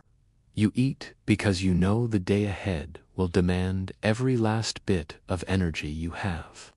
Outside, the darkness slowly lifts into a gray, low-hanging sky. The village is still. A layer of frost coats the rooftops. You hear the soft clucking of chickens and a distant dog barking. Your first task of the day comes quickly. The village well needs clearing. During the night, the wind blew leaves, sticks, and other debris onto the stone rim and into the water. The well is the heart of the village. If it gets contaminated or blocked, the entire community suffers. You walk there with a small group of others, your breath hanging in the air. Leaning over the stone rim, you help pull up the heavy, waterlogged bucket. The rough rope rubs painfully against your already tender palms, leaving faint burns. You scoop out wet leaves with numb fingers. A cold splash of water hits your hand, sharp enough to make you flinch. The cold is almost unbearable. Next, you help scrub the wooden bucket. It sounds like a simple task, but it isn't. The water is icy, and the wood is rough. Your hands throb instantly with pain. The cold bites so hard you can barely keep your grip, but you keep going. There is no other choice. After the well is clean, you're sent to the fields to help repair a broken fence. A wandering animal must have knocked a section loose during the night. You lift the fallen wooden rails. They are much heavier than they look, soaked with frost and swollen with moisture. Your fingers slip, your back screams in protest. Your knees creak as you squat down to lift. Someone hands you a wooden mallet. The handle is thick and hard to grip. You swing it, knocking pegs back into place. Each hit sends a jarring shock up through your wrist. By midday, your arms feel like wet, useless ropes. Lunch is a thin vegetable broth and a single slice of hard, black bread. You want more, but there is no more. The afternoon begins with a different task, helping in the sheepfold. Aawe is struggling with a difficult birth. This is a dangerous situation for the animal, for the farmer, and for you. Your job is to hold the animal steady while a more experienced villager assists with the delivery. The smell is strong, earthy, and thick. The warm air from the sheep mixes with the cold air around you. Your hands get dirty and your sleeves get soaked. Finally, the lamb emerges, weak but alive. You feel a small sense of relief, not joy, just a quiet release of tension. But the work isn't over. Now you have to wash the tools used during the birth. You're back at the stream, back to the freezing water, back to your numb fingers. Your hands sting violently as you scrub. The cold feels sharper each time, as if your skin has grown more sensitive instead of tougher. As evening approaches, you are utterly exhausted. Back at the cottage, the fire gives off a gentle warmth. People huddle close together. Someone tells a short story about a distant village. Someone else prepares herbs for simple remedies. Children fall asleep with their heads resting on adults' laps. Dinner tonight is pottage, thick but plain stew of boiled grains and vegetables. You eat slowly, your muscles trembling each time you raise the spoon to your mouth. When you finally lie down on the straw mattress, the familiar itch of bedbugs returns. The blanket feels heavy, but it's not warm enough. Smoke drifts lazily near the ceiling. Before sleep pulls you under, one truth settles deeper into your mind. This life was never built for you. You didn't grow up with this hardship. Your bones didn't form under this constant weight. Your lungs never adapted to breathing this smoke. Your hands never learned this relentless rhythm of work. Medieval Europe demanded endurance long before dawn and long after dusk. You survived another day, but barely. And as you close your eyes, you know that tomorrow is already waiting. Thank you for watching. If you want to explore more incredible stories from the past, don't forget to like and subscribe. The fire is almost out, just a few weak embers glowing in the hearth. Someone is already kneeling there, trying to coax them back to life. The soft, rhythmic sound of blowing fills the small cottage. You wake slowly, pulled from sleep by a familiar mix of cold and a dull, persistent ache. Your eyelids feel heavy, and when you breathe, you can see your breath hanging in the air. You watch the smoke coil upwards, catching the dim morning light filtering through a small window. The whole place smells of damp wool, old straw, and the lingering scent of yesterday's work. You try to sit up, but your back resists. A sharp, stabbing pain shoots just above your hip, a brutal reminder that life in this era doesn't give anyone time to heal properly. You shift your weight, but the pain stays right there with you. Looking down at your hands, you see they're cracked and swollen. Your knuckles are stiff, and when you rub your palms together, they burn with a deep soreness. You stand up slowly, carefully, trying not to wake the small child curled up near your feet. Breakfast is a thin onion broth and a small, hard piece of yesterday's bread. You dip the bread into the warm liquid to soften it. The taste is simple, almost bland, but the warmth is a small comfort for your throat. Stepping outside, the morning air is sharper than you expected. Frost coats the ground like a thin layer of salt. The sun hasn't fully risen, but the sky is already turning a faint, cold blue. A villager calls your name, and you walk toward the fields. The day has begun. Today's first job is repairing the path that leads to the main road. Heavy carts, frost, and relentless rain have torn deep grooves into the ground. When the paths become difficult, travel slows, and that means trade suffers. So, the villagers have to fix it themselves. There's no one else. You're handed a wooden shovel and a woven basket filled with small stones. Your task is to place these stones into the ruts and then pack them down tightly with your feet.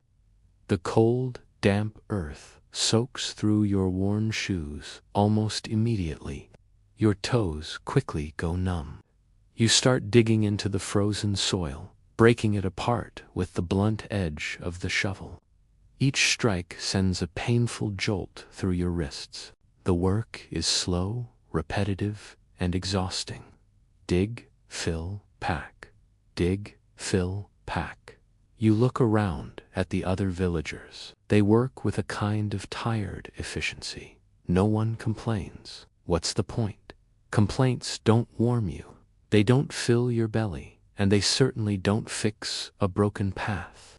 After about 2 hours, your back is drenched in sweat, but your hands feel like blocks of ice. The next task is to help carry a fallen tree limb away from the road. It's much heavier than it looks, the wood wet and swollen with winter moisture. You brace your feet, try to lift with your legs, but you feel a sharp pain shoot right into your spine. You tighten your grip, ignore it, and keep moving. When the heavy limb is finally dropped onto a woodpile, your chest burns from the exertion. You get a brief moment to catch your breath, but it's not a break. Before you know it, another task is waiting, preparing grain for storage. You walk over to the small granary, a raised wooden structure designed to protect the village's precious food from rats and moisture. Inside, the air is cool and dry, and it smells of barley and dust. Your job here is to help sift grains through a large woven screen, separating out stones and broken kernels. The fine dust rises into the air, getting into your nose and throat. You can't stop coughing, and your eyes start to water. A fellow villager hands you a cloth to wrap across your mouth. It helps a little, but not enough. After sifting, you move on to sealing cracks in the granary's walls with clay. The clay is freezing cold. It numbs your hands the second you touch it. You press it into the gaps, smoothing it with stiff, unfeeling fingers. Your hands ache with a deep, internal cold that seems to reach the bone. By midday, you're utterly exhausted, but food has to be earned. Lunch is a modest affair, a single spoonful of peas and a thin strip of boiled cabbage. You swallow it gratefully. It's not much, but it's something.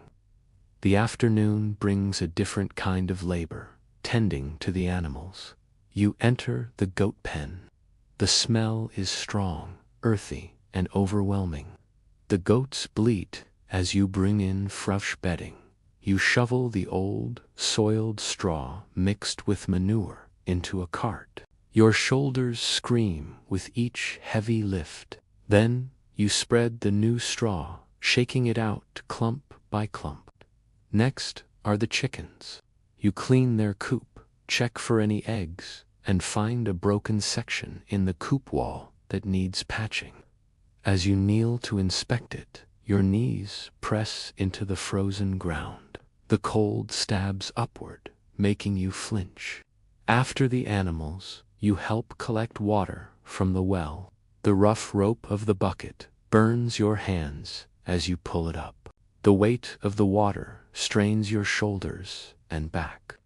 By the time you haul it back to the cottage, your arms feel like they're made of rubber, completely spent. But the day isn't over. There's still more work to do. You're sent to help an elderly villager whose eyesight is failing. Their woodshed roof is sagging badly. Your job is to hold heavy planks in place while they hammer in wooden pegs. With each blow of the hammer, the vibration travels through the wood and up your arms. Your fingers, numb and clumsy from the cold, keep slipping. The cold air stings your raw knuckles. The final heavy task of the late afternoon is turning the soil in a small garden patch. This is done to keep it from freezing solid over the winter. The wooden hoe feels impossibly heavy. The soil is hard as rock. Every swing feels like you're trying to lift a hammer underwater. Your breath comes in loud, ragged gasps.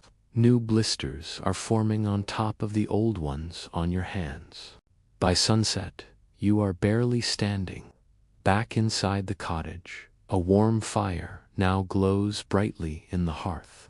People gather close, huddling together for warmth. Someone is brewing a small pot of mental-like herbs to help soothe everyone's irritated throats. You take a small sip.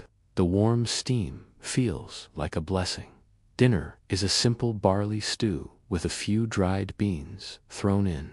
It's heavy and filling enough to keep you from collapsing. Around the fire, people talk softly. There's news from a nearby village, a rumor about someone falling ill, and a quiet discussion about when to slaughter a pig later in the winter. You listen, but your mind drifts. You're too tired to really engage.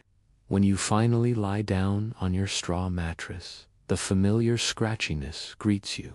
Your spine feels like one long, continuous bruise.